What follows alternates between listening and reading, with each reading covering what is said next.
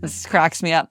A friend of mine, I live in New York City, so a friend of mine was like, oh, I'm going to go shopping for apartments because I really want one with outdoor space. So 6 months go by, I hadn't seen her, so I saw her and I was like, oh, how's the apartment hunting going? And she goes, oh, I gave it up. And I said, why? You sounded so excited about it. And she said, oh, as I told my real estate broker, I thought I wanted outdoor space.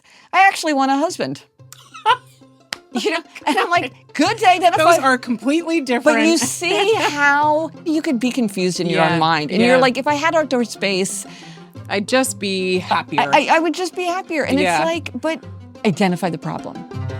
That's Gretchen Rubin, best-selling author of The Happiness Project and her newest book, Secrets of Adulthood. And this is Everyday Better. Stay tuned for my conversation with Gretchen about how to make hard decisions. It's our last episode in the Back to School for Adults series. Don't forget to hit that follow button to get new episodes of our show every week. And if you want to hang out with me more, you can find me on socials.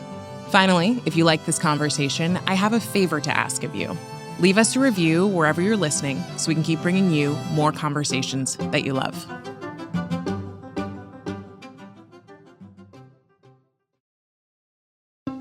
Hey everyone, from LinkedIn News, this is Everyday Better, a show about the tools you need to create positive change in your mindset, your work, and every other area of your life.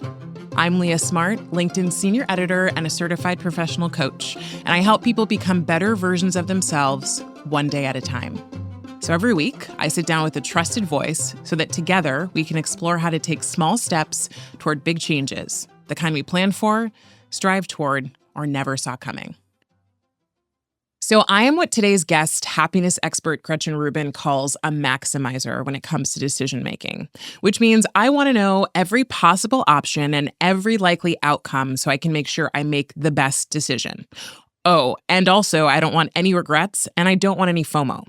But as we're about to hear, regret is actually unavoidable and more information doesn't always make for better decisions or happier outcomes. This year, Gretchen released a book full of wisdom from her life and her research, and it's called Secrets of Adulthood. Today on the show, I'm going to talk with her about one of the foundational things that I believe we should have learned when we were becoming adults, but we really didn't, which is how do we make our own decisions and do it well? And any decision, big or small, like what task do I focus on today, or do I get my master's or stay at my job? Now, it wouldn't be fair to tell you only to trust your gut, and it also wouldn't be fair to say make a pro and con list and go with whatever has the most pros. So how do you pick between one thing and another, especially when the stakes seem really high? Gretchen is going to share some hard-won tips and a few reality checks for all of us. And if you're a maximizer like me, our goal is to borrow from the opposite style called the satisficer. They make a decision that's good enough, they move on, and turns out they have less regret and they're happier because their goal isn't always the best possible option. It's to be content and keep it pushing. So open that notes section on your phone and make sure you get all of this down. I want to start with the fact that you've written this book about adulthood. Yes. And I laughed when I heard about it because I'm like, well, when do we even become adults? And I spent some time a few years ago researching that and finding that the brain doesn't actually fully develop till you're in your late 20s. And so when you're 18 and you're an adult, you really are still a child. Right.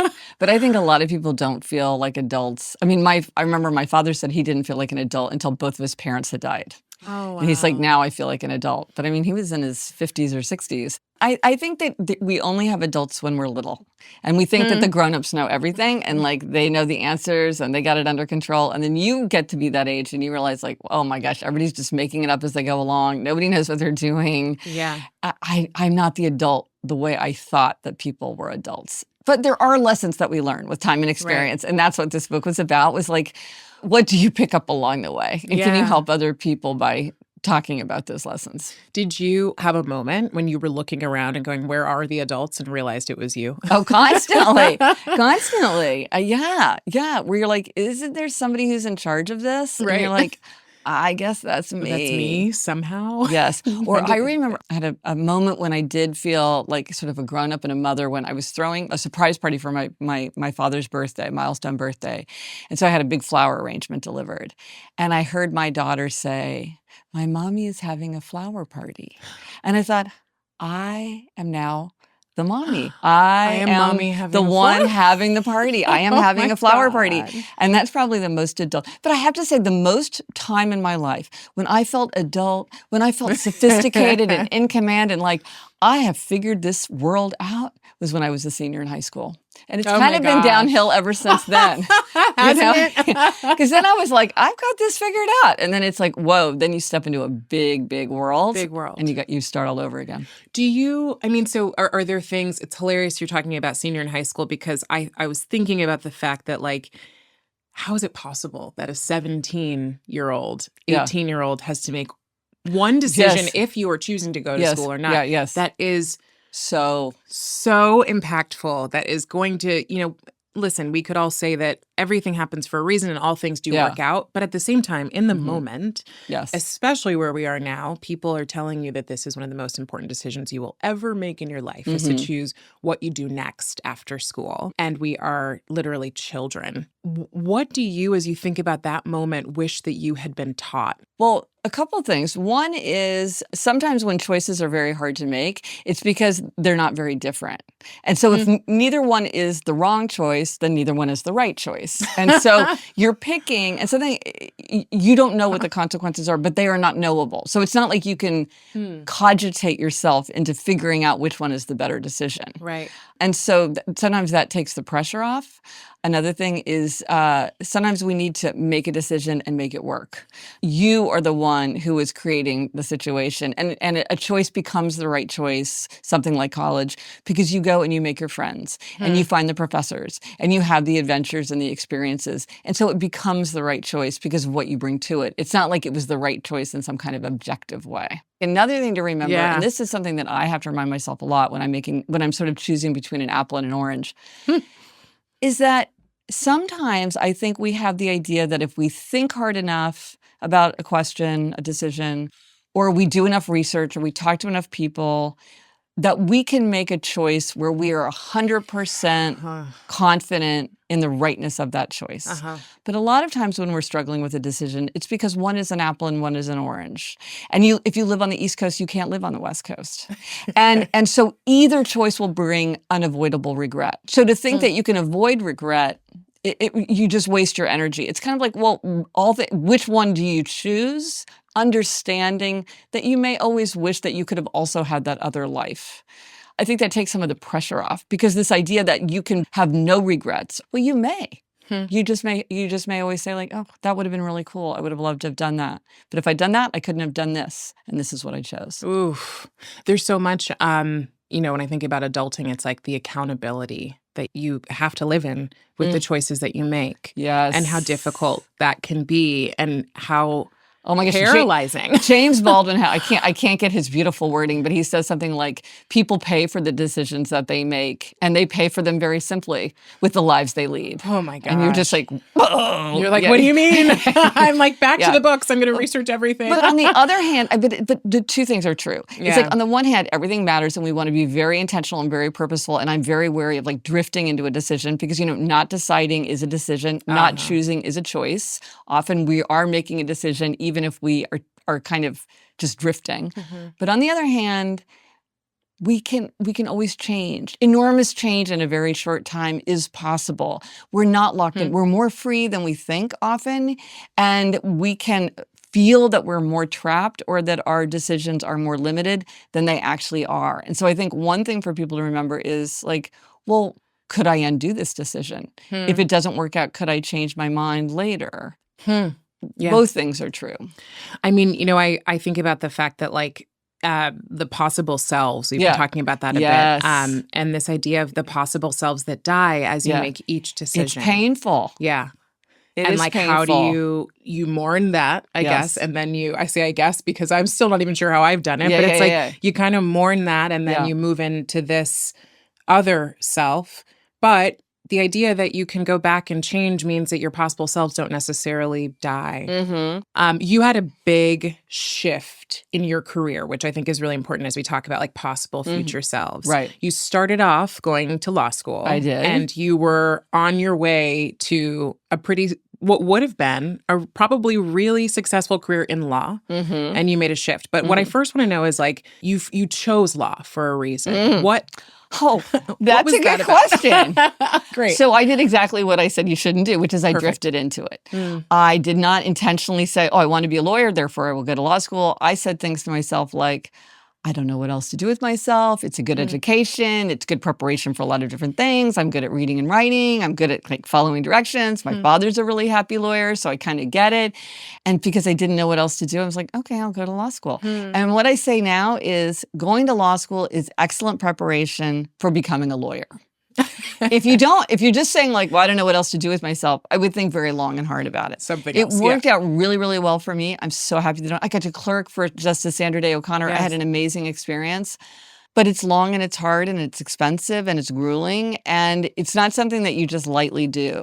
And I'm glad that I did it, but I did it for the wrong reasons. I just drifted into it because it was easier than like sort of really searching my soul and asking myself what I wanted to do. You had a quote that I love that was, I'd rather fail as a writer than succeed as a lawyer. And that moment was like, oof. Yes. When I saw that, tell me more about that. Okay. Yeah. So when I was working as a lawyer, I got an idea. I became absolutely preoccupied with an idea and was doing tons of research and writing. And I always do that. I've done that since I was a little kid, like get really interested in something, take a lot of notes. And then finally I thought, this is the kind of thing that a person would do if they were going to write a book. I thought, maybe I can write that book. So I got a book called How to Write and Sell Your Nonfiction Book Proposal, and I just started following the directions. The moment came where, my husband and I decided that we would not stay in D.C. He was also working in D.C. I was in D.C. We would move back to New York. And the question was, would I get a job in law and write on the side the way I had been doing? Or would I really try to make this my full-time job and sort of say, I'm really going to try to be a writer and put all my energy into trying to get an agent? And that's when I had the idea, like, well, I would rather fail as a writer than succeed as a lawyer. And this looks like the most opportune moment. Like, I haven't taken another job. I was afraid if I took another legal job that I would just sort of get so pulled into that track that it would be too painful to step off. I was like, this is the moment. This is the open moment. Let me take my shot now. And if it doesn't work out, then I can reevaluate what I want to do. But this is the time to try. And that book became Power, Money, Fame, Sex, A User's Guide, which was my first book, my first published book. So it all worked out. So how did you're at this point, and this is, I think, throughout your life, you're presented with these big decisions. Part of, I don't know, it seems like there's so many of those decisions that come up in your 20s up until like your mid-30s. Oh, throughout your life too. And great. I'm in my like mid-late 30s. So but there are times where, you feel like they're coming at you fast and furious. Yeah. And you feel unprepared, I think, also for a lot of them. But in this moment, you're like, okay, we have this option. I can leave DC. I can choose another job in law, or I can choose to pursue an agent and go into writing. What are the steps that you used to really make that decision? I wouldn't have used these words at the time because I hadn't thought of it yet. But what I was doing was to choose the bigger life. Because sometimes when we have to make a decision, when we have to decide between an apple and an orange, you can write out the pros and cons on a legal pad, all you want, and it just feels like they balance. And so you're like, well, how do I choose? Like, should I stay in the big city or should I move back to my hometown? Should I go back to graduate school or should I keep working? Should I get a dog or not? All these questions, because a lot of times there's really good arguments pro and con. And what I have found for myself, and so many people have told me that this is like can be an absolutely clarifying question, like instantaneously clear which one is better, is you say, choose the bigger life for you. And like, not everybody would answer the same way. For you, what represents the bigger life? And for me, 1,000%, being a writer was the bigger life for me. Now, somebody else might be like, that wouldn't be the bigger life. The bigger life would be to be a lawyer and to be doing this and to be doing that and be involved in this and be part of a big organization or start my own law firm. Like, there's a million ways somebody could have had their own conclusions about what the bigger life was. But for me, it was obvious. And so I think it can, if you're stuck, that can often be really, really helpful because it's what strikes a chord with you.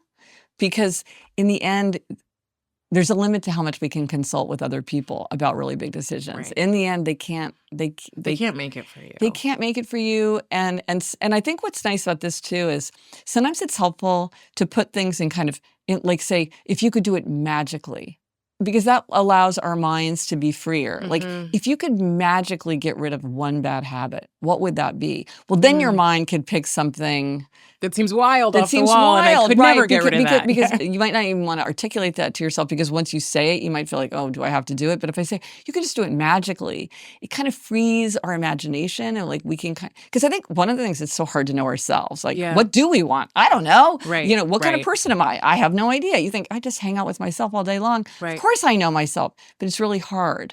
And so sometimes there are indirect ways to reveal our preferences and our desires and our aptitudes and our wishes. And so I think choose the bigger life often is, it puts it in a way that allows people to see a decision in a way that's truer to what they want. So I want to ask you, what's the synonym for bigger? Because I think especially in the States and in our culture, bigger means I have more money, I'm more well-known, I have fame, I have these things. It's not what you're pointing to. But right? I think that's what you're thinking bigger is. I don't think Maybe it's just me. No, yeah. I don't know that bigger comes with all of that. So here, I'll give you an example. So I was talking to somebody who was saying, okay, my husband and I, like, we met in college, we came from the same hometown, a little hometown, and then we moved to the big city. I think she was in Chicago. Both of them were in Chicago. And she's like, it's really exciting and fun, and we have all these great job opportunities. But now we're thinking about starting a family. And so the question is, should we move back to our hometown where we have all this family, but then our job opportunities are going to be more limited, and like we love all the culture and the excitement and whatever. And you're like, yeah, like those are big pros and big cons. Like, how do you make that decision? So I said to her, what for you is the bigger life? And she said, moving back to our hometown. That's the bigger life for us. Because she said, like, that's like, life will be easier. We'll be connected with this big family. Like that's like the vibe we want. And so I don't think bigger always means like more fabulous. Yeah. Yeah. It's kind of like what rings true for you. But I think of it as like the creator economy, right? Like it's a huge economy worth potentially trillions of dollars, right? So most creators are going, I want to choose the bigger life, which means I can make money doing the thing. Yes. That piece. Okay, but this is what I will say. Okay, I'm going to take back what I just said. Okay, great. Actually, vocabulary is really important. And if bigger doesn't have the right ring to you, if it has all these associations, like you're saying, like, but I don't want to be drawn into the life of like chasing likes and constantly trying to like, you know, double my whatevers every year over year. Choose a different word. Like, what would be a word that you think might capture that? Choose the deeper life. As soon as you said what she chose, for me, richer was the word. Like, there was just this like, oh my God. I was like, of course she chose that. She had all of this family, and there was something like, it makes me like feel warm to imagine that. So for you, I think this is exactly right. Like, you can sort of see the idea and say, okay, bigger doesn't have the right associations for me. I'm going to say richer, or I'm going to say deeper.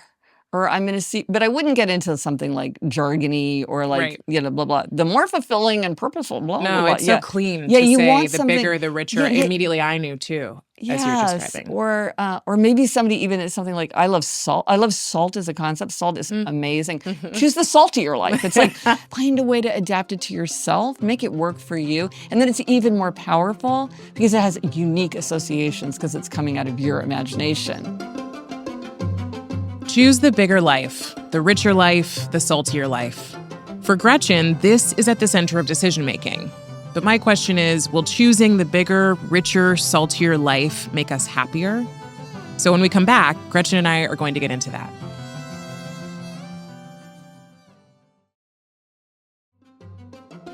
And we're back with best-selling author of The Happiness Project, Gretchen Rubin. As you're describing the steps in what you do, and you ask this question of the bigger life, is that the same as understanding what will make us happy or figuring out what will make us happy? Or is there a different process for going, all right, this is what will actually make me happy? And I only know it because I know myself. And like, you know. Okay, what you're talking about is called hedonic forecasting, which is, are we good at anticipating what is going to make us happy in the future? Okay, I give you two guesses. Are we good at this or are we not good at this? I'm going, we're not good at this. We're not good. Yes. You are correct. We are not good at this. Yeah. And one of the reasons we're not good at this is we don't spend enough time thinking about it. One really good thing to do if you are struggling with a decision like that, and this is so obvious that a lot of people discount it, which is ask somebody who has made that decision if they're happy with it. Huh. Because people are kind of more alike than we think. Ask people who are in that situation and say, how has it been for you? Not that you have to totally be guided by it, but it can be a really good source of information that a lot of times people are like, well, I'm so unique and special. Who knows? No one will understand. No one will understand. It's like, yeah, you know what? A lot of people have a lot of the same responses. I would immediately go, well, just because they did it, they might not have the same values that I do. They might not have this. They might not have that. I need to find all the similarities. Of course. But listen to what they say and think about, well, what do I think? Here's another one that I was just thinking about. Sometimes if you're not sure that someone is going to be honest with you about their opinion, like maybe they don't want to seem disloyal to their company or for whatever reason, they don't want to be too forthright. If you don't say like, what do you think? You would say, what do most people think? What do most people who work here say about it? Because people will tend to answer from their own experience. You know what I mean? But then they don't sort of feel as on the hook for it. So you might get a little bit more of a straightforward answer if you frame it that way rather than what do you think? Right. Well, and then, you're not as accountable to saying, oh my God, I told this person this one thing and it was me that told them and now I'm going to get in trouble or they're going to make a decision based on just me. Right, exactly. So again, as we're trying to bring more information, that can be useful. I want to talk about information gathering because I am this person. I am research all the things, gather all the information. It's exhausting. So I was on maternity leave, and while on maternity leave, instead of working, obviously I wasn't working anymore. So I put all that attention onto all baby things I needed to buy and own. And I found a website called Baby Gear Lab where I got to look at every item and compare items and sit on it at 3 a.m. and decide which one I would put in my cart on Amazon and then take another.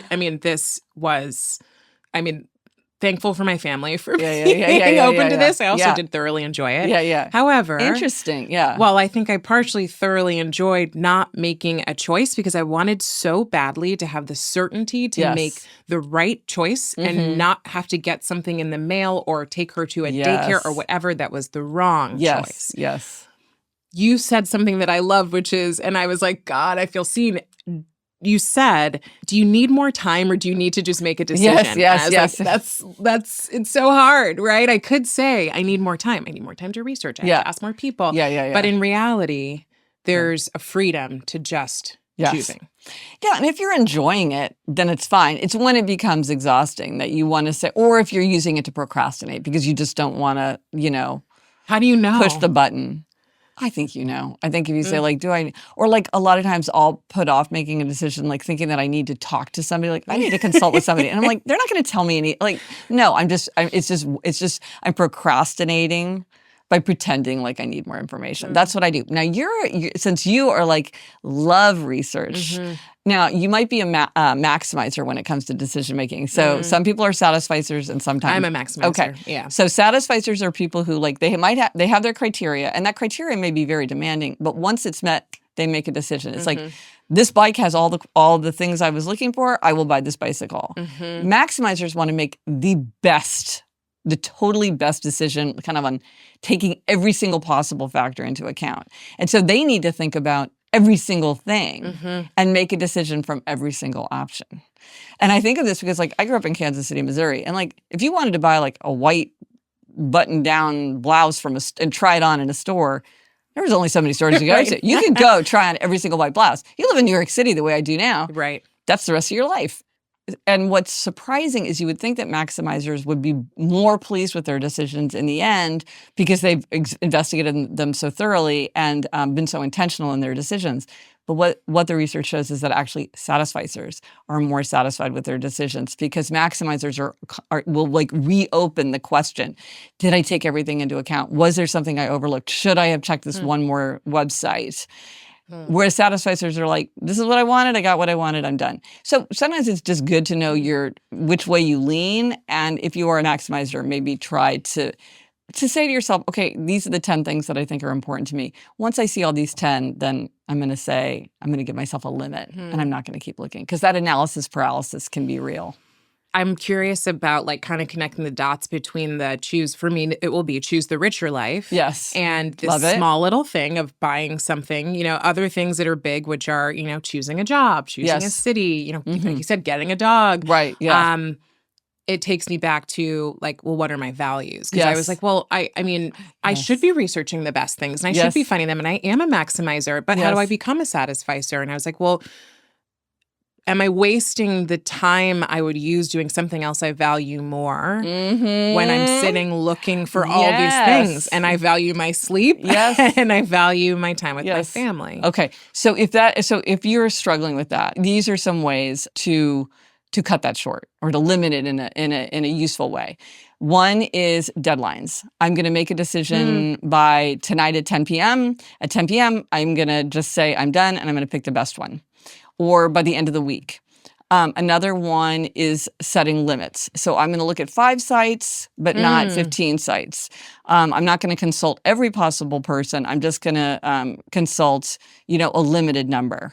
And then another one is trusted authority. And so trusted authority is like you finding this website that you're finding to be very reliable. And you might just say like, if it's good enough for them, it's good enough for me. And I'm just going to say that I'm not going to go outside.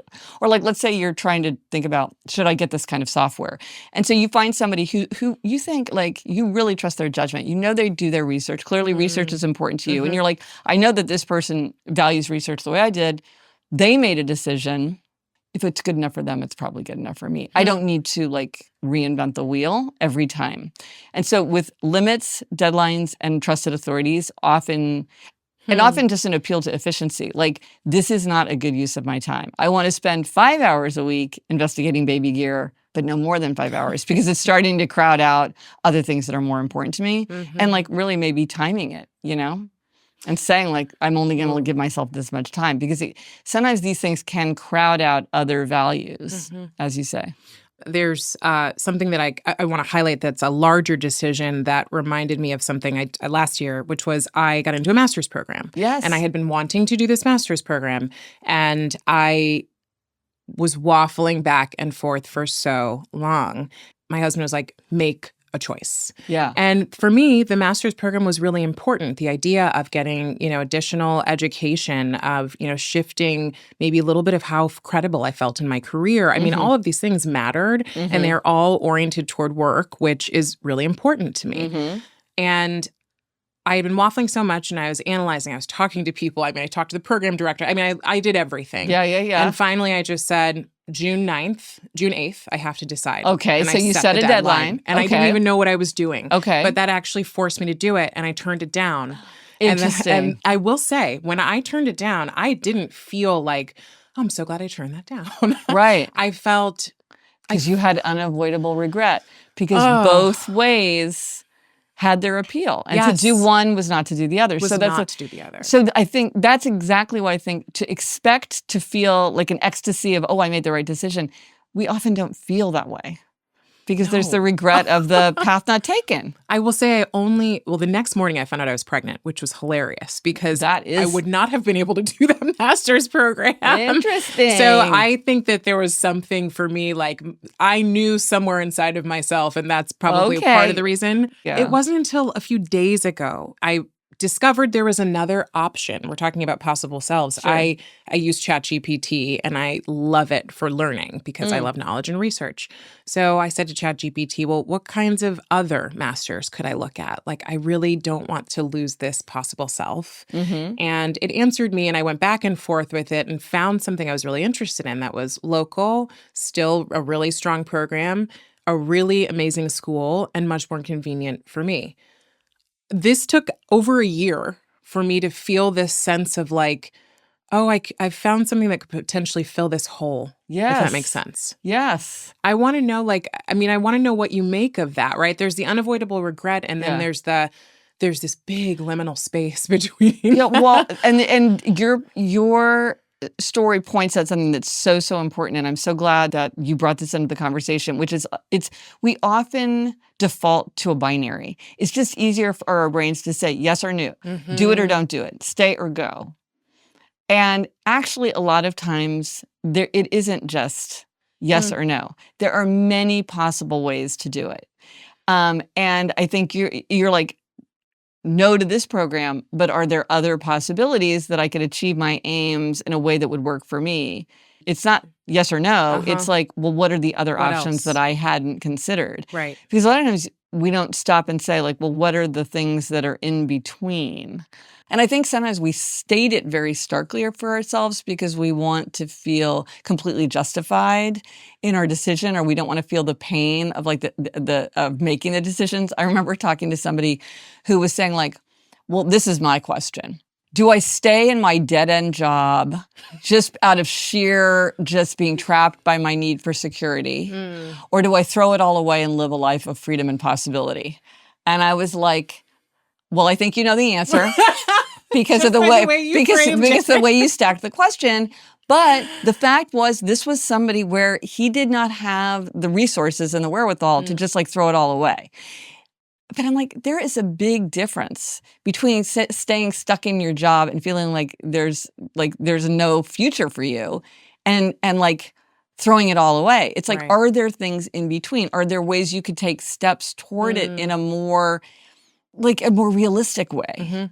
Sort of like how you were writing and you were yes, also and so I did it by stages, and I'm like, so I did this, and that like I had overlapping. Now I don't want to make it sound like it's always easy because sometimes these things aren't possible, but I think sometimes we do kind of present things to ourselves very starkly. But that's such a great example of how, in the end, you may have come up with something that's much, much better. Maybe even better, right? You know? Where at the time I could not see that. At the time you couldn't see it. Yeah. You went through these stages of going from choosing the path of law to becoming a writer. What a lot of people don't see is like they know the Gretchen Rubin they know today. Like I remember the moment I saw the book, The Happiness Project, and I was like, oh my God. I think I was at an airport. I don't know what I was doing, but great. It was bright. Fun. It was fun. And I went, I want that now. Oh, that's so great. Yeah. So I think about that, right? And like your name was then in my mind from that point on. However, you were you far before that point. And I think we also make these, I mean, maybe in the context of the choosing the bigger life, we make these assumptions about what the bigger life will lead to. But you've said that it took 10 years, right? For you to, okay. No, people are like, oh, you were an overnight sensation. Right. I was like, no, after 10 years of writing. Right. So if you call that overnight. I had published, I think, 4 books by the time. I think The Happiness Project was either my 4th or 5th book. You made an intrinsic decision that was about you, not about what would be rewarded from the outside. Yeah. And, you know, one thing that I was really lucky, and now I understand how lucky I was in that everybody around me who was close to me was very, very supportive of me taking a big risk. And I think that often the people around us, with all love and desire to protect, they don't want to see us risk failure. They don't want to see us feel disappointed or rejected. They want us to be on a safe path. And so they try to dissuade us from doing something that they think is risky. And I'm very persuaded by the people in my life. Like, that's just me. And so I was very fortunate that they were all like, oh, you have all these legal credentials. Why don't you throw it all away and start from nothing? Like, I literally, I didn't have a clip. I didn't have a short story. I had nothing. I was just like, I've got a great idea. I think this would be a good book. And they're like, go for it. So that was really lucky. But one thing that my father said to me that was very meaningful, and it's funny because it was very comforting to me, but when I report it to people, a lot of times people say like, oh no, that sounds very undermining. But I'm like, no, it was not undermining. So my father said to me, well, you may not hit it out of the park the first time, but you'll get there. And what that told me was I didn't have to stake whether my decision was right or wrong on the fate of that first book. It wasn't, because sometimes people will do that. They're like, this is my shot. This is it. This is it. Yeah. And there are many. How heavy that is. It's so heavy. And a lot of times there's things that we can't control. And what I say to myself and to everybody I know who's a writer, and this is true in a lot of professions, is there are many ways for a book to succeed. A book could sell a lot of copies. A book could give you enormous intellectual satisfaction. A book could lead you to a collaboration with somebody who's going to be like really important in your future life. A book could point you toward a different career that you'd never really thought of before. A book could get you speaking fees. A book could get you clients. I mean, there's so many ways for a book to succeed. There's so many ways for a college experience to succeed. There's so many ways for a vacation to succeed. There's so many ways that even a job that you didn't really like can actually have a lot of value to you. And so I think sometimes we get very focused on a single metric and think, okay, this is how I decide if it succeeded or failed. Whereas, sometimes it can succeed in a lot of different ways. Yeah, I love that. You might not hit it out of the park the first time, but you'll get there. Yeah. And so that kind of took a lot of pressure off of me because I was like, yeah, it's my first book. I'm on my way. I'm on my way. And then you can always reevaluate. I mean, maybe something fails and you're like, I don't care. I want to do it anyway. And that's information. You are so practical. Do you have a sense of like gut or spirit that also guides you? That is such a great question. I don't know that I do. I always feel like I have a sense of, I'm very led by just my sheer interest in something. So maybe that's what my gut is, just what my interest is. And if I'm interested in something, even if I don't understand why I'm interested in, I used to sort of fight that because I would think, well, I'm playing hooky, or this isn't professional, that I'm just like allowing myself to go deep into some random subject. And now I'm like, a lot of times it ends up being important in some way. I don't always understand why I'm interested in something, but now I just sort of, any spark of enthusiasm, I really try to follow it. You mentioned earlier the idea of being in a job that you don't like and something potentially being positive. So I think about people who are listening today that are going, for whatever reason, I'm doing something today that is my work that takes up most of my time that I don't love. Yes. I also cannot, just go throw it all away so that I can become happy. I have air quotes because I don't know that people even know what that means. Yeah. But I'm curious, like, let's just say I feel like millennials were told we should blow up our lives for a long time. I can remember this period when I was starting work where it was like, all of these people were like, I blew up my life and I started over and I moved to India and I did this and now I'm the happiest person ever. And it felt really attractive. And as I've gotten older, I've recognized like, that's actually, for me, not the answer. Yeah, and right. I think for a lot of us, no, I agree, not going to be the answer. Yes. I think it's how we show up in our lives. Like, what advice do you have for someone who's going, I can't blow up my life? Sure. I think a really helpful thing, if you're saying to yourself, I really do not like this job, is to identify the problem. Because a lot of times we're in a situation and we have like a lot of feeling of like uneasiness or anxiety or resentment or whatever it might be. Boredom, but we don't know exactly why. And one of my secrets of adulthood is the place that hurts isn't always the place that's injured. And we can be very distracted and not really understand exactly what the problem is. So the first thing to do, and it's extraordinarily illuminating for helping you to make future decisions, and it also can point the way to making decisions in the present, is identify the problem. So is the problem with your job that you feel like your boss doesn't like you? Is your problem that half of your team got fired and now you're doing the work of 3 people, so you feel very overwhelmed? Do you feel like you don't have a friend at work? When they look at people who are happy at work, they're people who say they have a friend at work, somebody who has their back. Are you working at home and you're a super social person, so you feel like you're pining away because you're not getting the energy from other people that you need? Are you working so hard that it's crowding out other things like seeing your friends, your family, exercise? Are you allowing yourself to stay up so late at night that you're chronically exhausted, so you're dragging yourself through the day? All of these are things that might make somebody unhappy at work. Yep. They all have solutions. They all have strategies that you would use as you move through the future, but you can be very confused. And you might just think like, oh, I hate my job, but there's many reasons that you hate your job. Right. Which is your reason? Right. Because if you don't really figure it out, you might not correct for it in the next one. A friend of mine said she thought she really, really did not like being in a law firm, and then she realized it was because of the commute. It was just the commute was so grueling. It wasn't the law firm. It wasn't the law firm. It wasn't the work. It was just that the commute was putting so much pressure on her day that she was just sort of miserable all day long. Now, that's very different. So the solutions would be very different. Right. I want to talk about, as we make our big decisions, you brought this up a little bit earlier, but regret. Yes. I love your concept of choose the bigger life. For me, choose the richer life. Yes. And like for everyone else, whatever that is. Yeah, choose the blank. Right, Yeah. keep it simple. But yes, choose the blank life. And at the same time, I don't know if you read or have heard Dan Pink talk about regrets of omission. Oh my gosh, the book, The Power of Regret, is amazing. His World Regret Survey is fascinating. You can like click on a place. I've never done that. Oh my gosh, you go on it and people have entered in their regrets, so you can just like see what people regret. It's just so fascinating. So talk to me about Just talk to me about regret, because I think Yes. that's what we're all trying to avoid when we make big decisions. I want to know what your thoughts are on that, on regret. Well, regret is a painful emotion, but it is extremely instructive. And often when we think about regrets, it gives us a lot of information about our values, back to your point about wanting to live your values,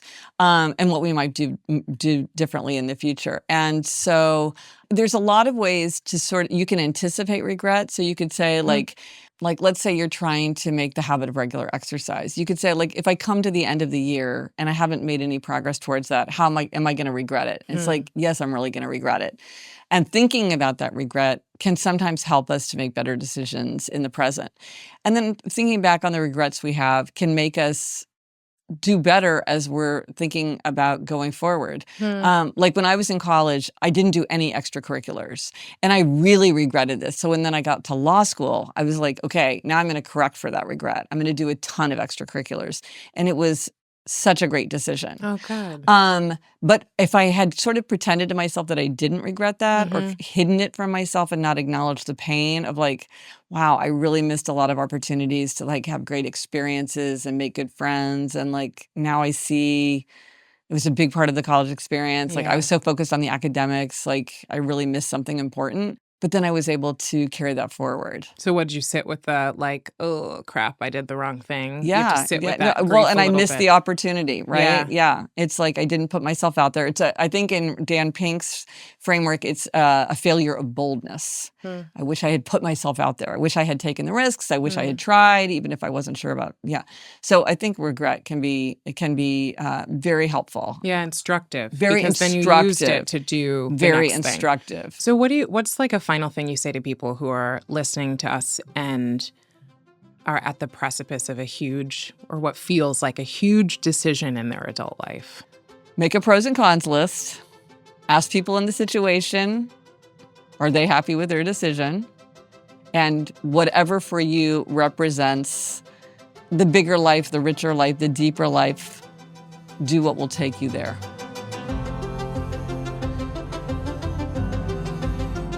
That was Gretchen Rubin, best-selling author of The Happiness Project and the new book, Secrets of Adulthood.